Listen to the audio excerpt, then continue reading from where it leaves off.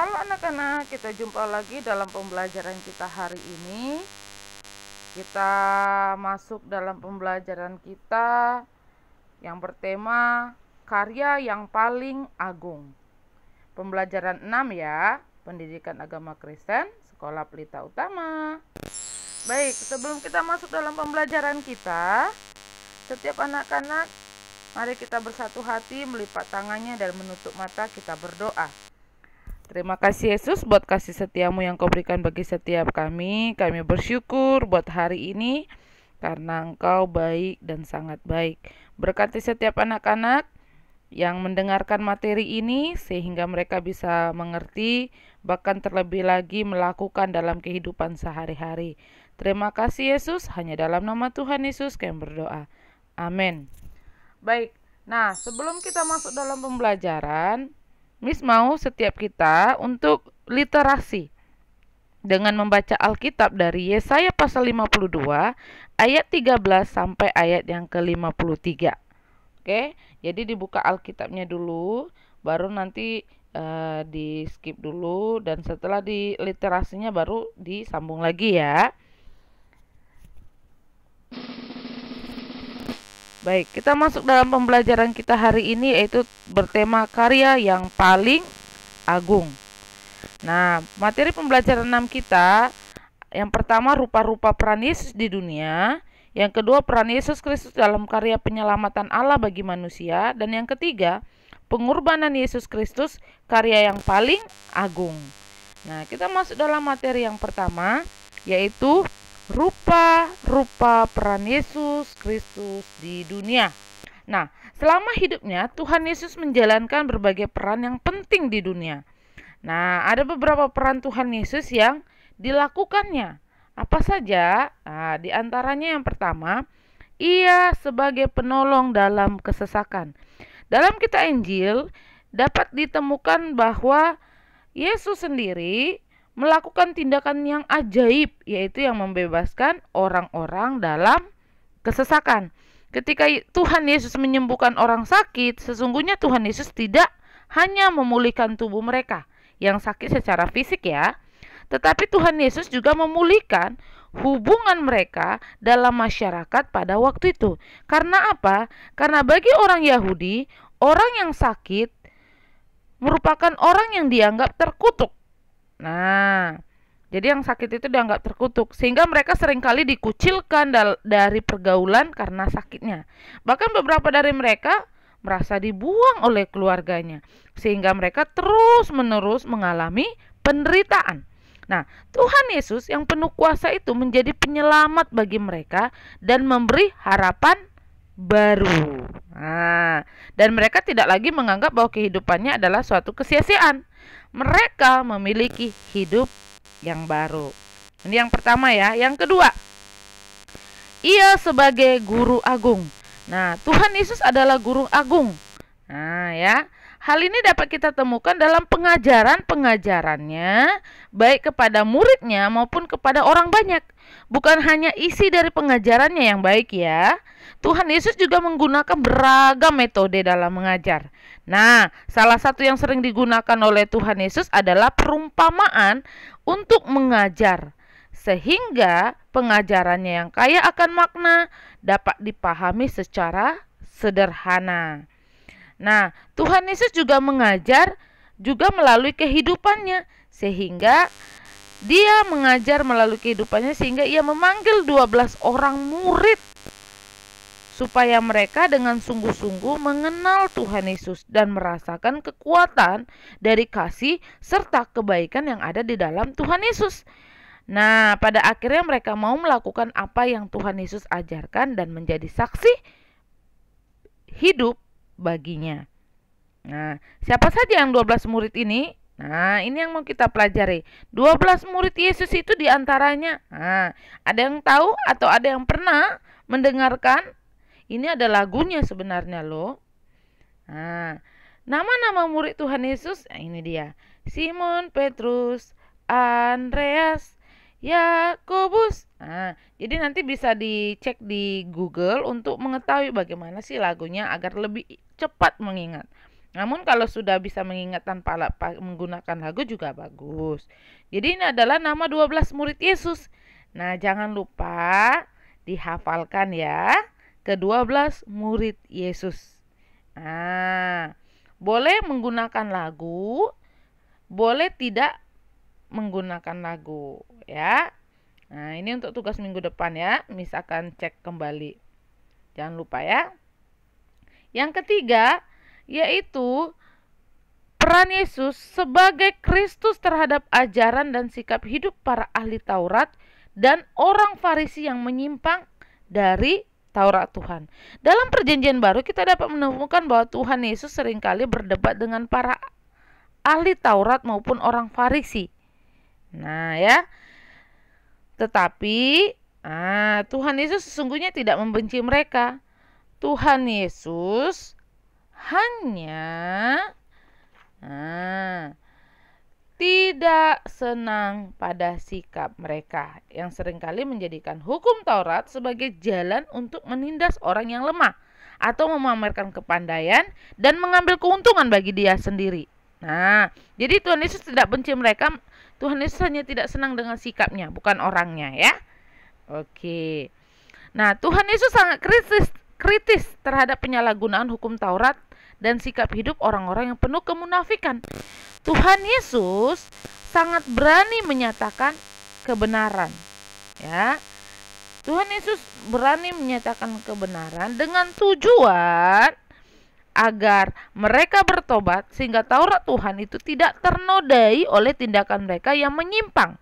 Itulah sebabnya Tuhan Yesus selalu memberikan kritik yang membangun kepada mereka. Nah, pada dasarnya masih banyak peran lain yang Tuhan Yesus lakukan atau yang Tuhan Yesus jalankan selama dia berada di dunia. Namun Tuhan Yesus menjalankan perannya yang sangat baik dan membuat banyak orang yang terberkati dalam kehadirannya. Yang 3 peran ini ya.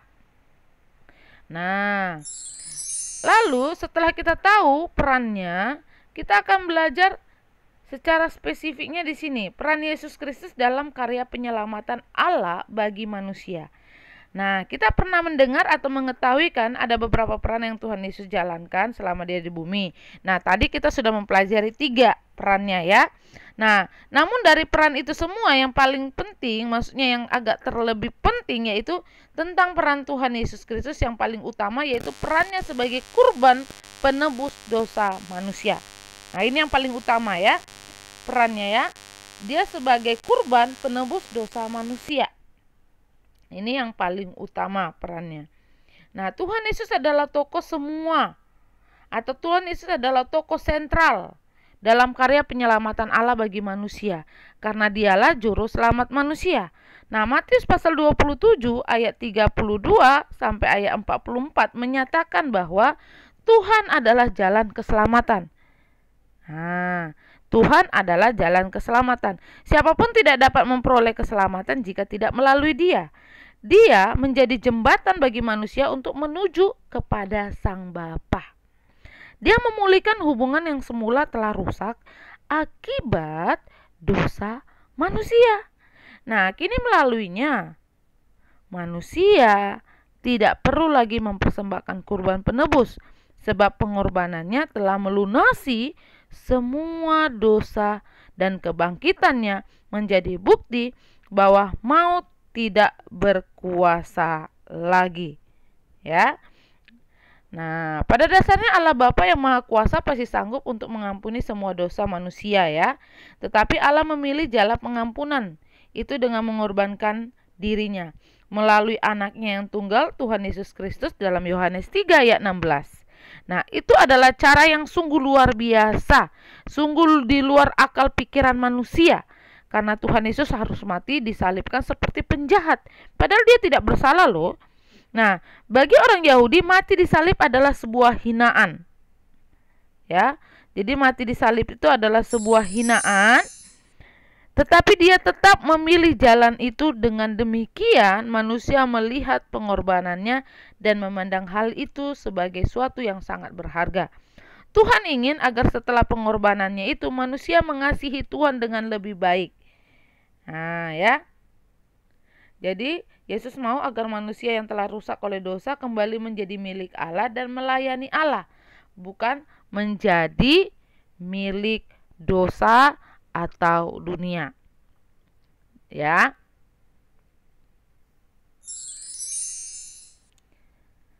Nah, yang C, pengorbanan Yesus Kristus, karya yang paling agung. Apakah kamu paham apa yang dimaksud dengan karya? Nah, itu dulu yang mesti tanyakan. Dapatkah kamu menyebutkan definisi dari karya? Nah, Miss mau infokan di sini bahwa menurut KBBI, karya adalah pekerjaan atau hasil perbuatan. Manusia adalah salah satu contoh dari karya Allah. Artinya, manusia adalah hasil perbuatan Allah. Sama halnya dengan manusia, pengorbanan Tuhan Yesus di kayu salib juga merupakan karya Allah. Hal itu dikarenakan tanpa perbuatan Allah, maka tidak akan pernah ada proses penyaliban itu. Nah, pengorbanan Yesus Kristus sesungguhnya merupakan karya Allah yang paling agung. Nah, apa sih alasannya? Nah, kenapa sih karya Allah yang paling agung, yaitu proses penyaliban? Yang pertama, karena Allah memberi pengorbanan yang terbaik. Itu alasan yang pertama ya. Nah, pada masa perjanjian lama, manusia menebus dosa dengan mempersembahkan kurban bakaran bagi Tuhan. Itu sudah kita pelajari di pembelajaran 5 ya. Nah, jadi pada perjanjian lama manusia itu kan membuat cara mengorbankan kurban persembahan, tapi ditolak Tuhan. Karena apa? Tuhan jijik dengan hati mereka yang tidak sungguh-sungguh bertobat. Nah, lalu yang kedua, setelah itu gagal, kan mereka melakukan cara lain, yaitu dengan menghidupi Taurat Tuhan. Namun itu juga gagal karena apa? Karena dengan mereka menghidupi Taurat Tuhan itu, mereka malah menjadi melanggar akan Taurat itu. Nah, itu udah di pembelajaran 5 ya. Nah, mereka berharap kurban yang mempersembahkan itu mampu menghapuskan pelanggaran mereka kan? Nah, hanya saja yang membedakan Allah mengorbankan dirinya melalui putranya Yesus Kristus. Nyawa Yesus Kristus menjadi kurban untuk menggantikan dosa umat manusia. Itulah yang kita rayakan pada Jumat Agung. Ya, kematian Yesus di kayu salib. Oleh karena itu, tidak ada lagi korban yang lebih mulia selain Tuhan Yesus sendiri yang rela mati bagi umatnya. Tidak ada lagi kasih yang lebih besar selain kasih Bapa yang terbaik telah diberikan Allah bagi kita. Yang kedua, alasan yang kedua, kenapa sih itu penting atau kenapa sih karya Allah yang paling agung? Karena pengampunan itu berlaku bagi semua manusia. Yohanes 3 ayat 16 mengatakan bahwa karena begitu besar kasih Allah akan dunia ini. Nah, kata dunia dalam nas tersebut menjelaskan bahwa tidak ada satu orang pun di dunia yang luput dari kasih Allah. Ya, karena kata dunia itu berarti tidak ada satupun yang luput atau hilang dari kasih Allah. Dengan demikian pengampunan Allah dan karya penebusan itu berlaku bagi semua umat manusia. Hal itu bukan hanya bagi kaum Yahudi atau bagi murid-muridnya atau bagi jemaatnya saja, melainkan bagi semua orang tanpa terkecuali. Oleh sebab itu, saat ini manusia yang harus memutuskan apakah ia akan meresponi pengorbanan Yesus Kristus atau mengabaikannya. Setelah mengetahui hal ini, bagaimana tanggapan anak-anak? Apakah kamu mau menghargai karya paling agung? Atau apakah kamu mengabaikan dan membiarkan karya itu menjadi sia-sia? Apakah kamu mau menyampaikan berita keselamatan dan pengampunan Allah itu bagi sesamamu? Semua sudah Tuhan lakukan.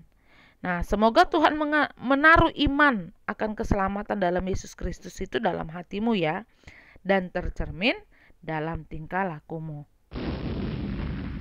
Nah, penjelasan Alkitab dalam halaman 82 itu dalam Yesaya pasal 52 ayat 13 dan Yesaya pasal 53 ayat 4. Kitab Yesaya sesungguhnya merupakan salah satu kitab yang menubuatkan. Nah, tentang juru selamat ditulis oleh Nabi Yesaya. Nah, apa arti menubuat? Nah, arti menubuat itu artinya adalah menyampaikan kehendak Allah pada masa depan. Itu artinya ya, menyampaikan kehendak Allah pada masa depan. Pada pasal sebelumnya, yaitu pasal 7, Yesaya menubuatkan tentang kelahiran Yesus Sang Raja Damai. Dalam bagian ini, Yesaya menubuatkan tentang penderitaan seorang hamba Tuhan. Yesaya juga menyatakan bahwa hamba Tuhan harus menderita. Dalam penderitaannya itu sesungguhnya penyakit kita lah yang ditanggung, kesengsaraan kita yang dipikulnya, serta dosa kita yang dibayar dengan lunas. Nah, kedua pasal ini memang ditulis pada masa yang berbeda. Namun setelah kelahiran kematian Tuhan Yesus, kita mengetahui bahwa nubuat Nabi Yesaya pada pasal 7 dan 53 dan 52, 53 telah digenapi dalam diri Tuhan Yesus Kristus. Lalu kita masuk dalam Markus pasal 15 ayat yang ke-20b sampai ayat 32. Nah, kitab Markus ini ditulis oleh Markus yang disebut juga Yohanes, teman sekerja Paulus atau Simon Petrus anaknya, yaitu anak rohani dari murid Paulus. Ya. Injil Markus ini menjadi Injil yang paling tua, dan kitab ini memberitahukan bahwa kematian Tuhan Yesus Kristus, penderitaan yang ditanggung sampai disalibkan. Nah, Markus pasal 15 menjadi sumber bagi Injil-Injil yang lain untuk mendapatkan informasi tersebut. Markus menggambarkan tentang banyaknya hal yang dilakukan oleh Yesus. Penderitaannya, yang dia mulai dicambuk, dipakaikan mahkota duri, memikul salib, mendapat hinaan yang seharusnya dia tidak dapat hinaan, dan harus menerima anggur yang sangat menyakitkan bagi lukanya ketika dia kehausan, dan olokan saat mereka membagi-bagikan pakaiannya, serta memasang tulisan Raja orang Yahudi pada kayu salibnya. Semua ditanggungnya, karena memang itulah kehendak Bapa atasnya, sebab dia sangat mengasihi manusia. Karya Allah yang paling agung bagi kehidupan manusia adalah penebusan dosa yang dilakukan oleh Tuhan Yesus Kristus. Ini ya. Nah, untuk latihan soal kita minggu ini, menghafalkan ke-12 murid Yesus dan mengerjakan kegiatan 2 pada halaman 87 dalam buku Pak ya. Jadi nanti tinggal dikirimkan sama Miss. Oke? Oke, kita mau berdoa, kita akan mengakhiri. Mari kita berdoa. Tuhan Yesus, terima kasih buat materi hari ini. Ajar setiap anak-anak agar mereka menyadari karya Allah yang paling agung dalam kehidupan mereka, sehingga mereka bisa melakukan apa yang Tuhan mau. Menjadi anak-anak yang takut akan Tuhan, menjadi anak-anak yang mengandalkan Tuhan. Terima kasih Yesus. Pertemukan kami dalam pembelajaran berikutnya dengan sukacita. Hanya dalam nama Tuhan Yesus kami berdoa. Amin.